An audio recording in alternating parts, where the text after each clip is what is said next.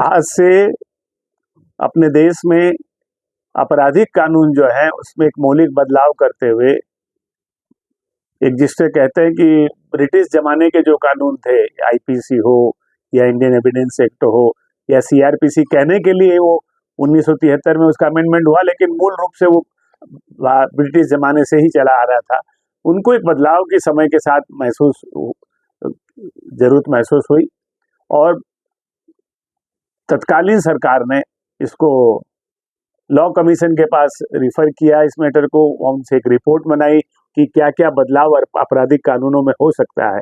उसकी रिपोर्ट आई, उस रिपोर्ट को संसद के सामने रखा गया। संसद के सामने रखने पर एक ये बात उठी कि ये एक चूंकि महत्वपूर्ण बदलाव होने जा रहा है आपराधिक कानून में देश के अंदर, इसलिए इसको एक स्टैंडिंग कमेटी के पास रेफर करना चाहिए। संसद की समिति के पास रेफर किया गया, वहां से भी कुछ सुझाव आए।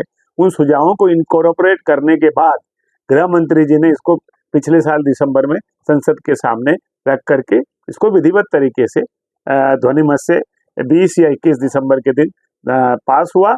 एक दिन लोकसभा में हुआ, दूसरे दिन राज्यसभा में हुआ। उसके बाद माननीय राष्ट्रपति जी के हस्ताक्षर के बाद इसको कानून का रूप दिया गया।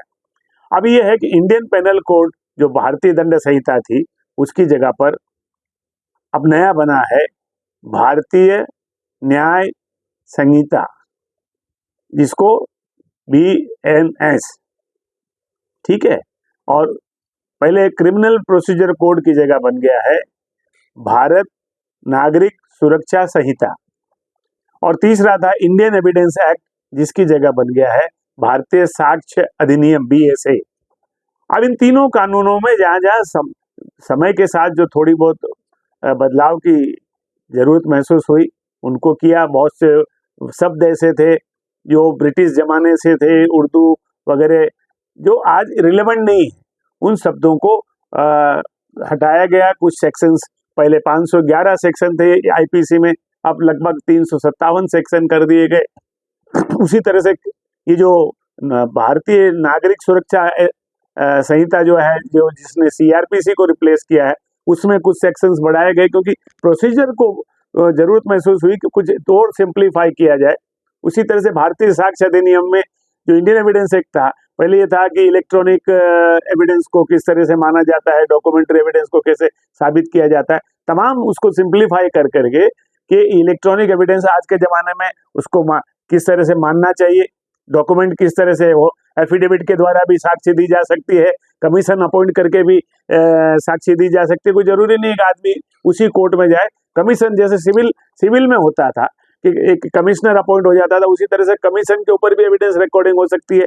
तमाम इस तरह के जो सुधारवादी जो कदम है, वो वर्तमान तीनों कानून के माध्यम से उठाए गए और आज जो 1 जुलाई 2024 से उनको विधिवत लागू किया गया। 1 जुलाई 2024 के बाद देश में कोई भी आपराधिक कानून जो मामले हैं वो जो दाखिल होंगे वो नए कानून के अंतर्गत होंगे। लेकिन पुराने, यानी 30 जून तक शाम तक, जो रात तक 12 बजे तक जो भी मुकदमे दायर हो चुके या जो भी केसेस हैं, वो पुराने कानून के अंतर्गत ही चलेंगे। इसलिए कहीं कहीं का कंफ्यूजन नहीं है। अब लोग कहते हैं कि इतना जल्दी इसको कैसे लोग आत्मसात करेंगे। भाई, दिसंबर में ये कानून पास हो गया था, घोषणा हो गई थी कि 1 जुलाई से इसको लागू करेंगे। तमाम जुडिशियल एकेडमी हो या बार एसोसिएशन हो, तमाम जगह पे सरकार ने कोशिश की कि इसको पब्लिसाइज करें, इसको ट्रेनिंग दें लोगों को, जो चाहे वो नए वकील हो, चाहे जुडिशियल एकेडमी जो जूनियर लेवल पे जो जजेज हो, उनको ट्रेन करने की भरसक कोशिश भारत सरकार ने की है और इसको लागू आज से करना उन्होंने मुनासिब समझा। और मैं समझता हूँ एक बहुत ही बड़ा कदम जो भारत की कानून व्यवस्था में, विशेषकर आपराधिक कानूनों में भारत सरकार ने उठाया है, जो स्वागत योग्य है। और आने वाले दिनों, जैसे कि उसमें उदाहरण के लिए कहूँ कि एक छोटे मोटे जो माइनर ऑफेंसेस जो हो जाते थे, उसके लिए 1 महीना 15 दिन की सजा पहले की, इस तरह की प्रावधान थे। अब उन्होंने कहा कम्युनिटी सर्विस, अगर आपसे कोई छोटा मोटा गुनाह हो गया तो आप ऐसा करिए, सामाजिक सेवा जा करके कर दिए, वो आपको बता दिया जाएगा इस तरह की सेवा जाके आप करिए, तो उसको कहते हैं कम्युनिटी सर्विस, एक सजा के रूप में। तो ये एक किसी व्यक्ति से भूल में, अनजाने में कोई छोटे मोटे अपराध हो जाता है, तो उसके लिए कोई जरूरी नहीं अगले को जेल भेजा जाए, कम्युनिटी सर्विस जैसी चीजों के माध्यम से भी उसको सजा दी जा सकती है। एक नई सोच और एक नया कदम इन नए कानूनों के माध्यम से है। और बाकी गहराई से जाने पे आप देखेंगे कि बहुत उसमें बदलाव किए गए हैं।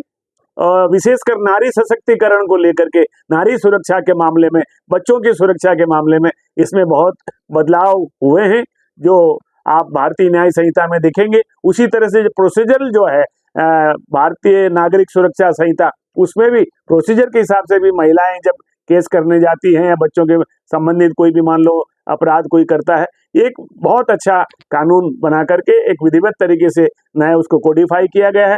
मुझे आशा है कि आने वाले दिनों में इस नई कानून के लागू हो जाने से एक आपराधिक मामलों में जो मुकदमे चलते हैं उनमें एक सरलीकरण की व्यवस्था आएगी, और इस देश में धीरे धीरे आने वाले कुछ महीनों में ही मैं समझता हूँ इस नए कानून को लोग आत्मसात करके उसका स्वागत करेंगे।